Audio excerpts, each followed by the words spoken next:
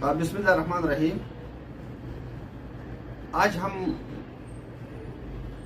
दम्मा जो है ना, इसके मुतालिक बात करेंगे, इसके अलामात पर। दम्मा मतलब इस्तमा इस कैफियत को कहती है जब निज़ाम तनफ़ुस में मौजूद हवा की नाली सिकुड़ जाती है और बलगम ज़्यादा बनता है, जिसके बायस सांस की दुश्वारी पैदा होती है, शदीद खांसी शुरू हो जाती है और सांस लेते वक्त सीटी की आवाज़ जैसे मतलब इस तरह की आवाज़ निकलती है सीने से। कुछ लोगों में ये अलामत मामूली नौयत की होती है, जबकि बाज़ अफराद में शदीद हमले के शक्ल में ज़ाहिर होकर मज़ीद पेचीदगियों का बायस बनती है। दम्मा के अलामत में मुख्तलिफ अलामत होती है दम्मे के, मसलन मतलब शदीद खांसी, सांस की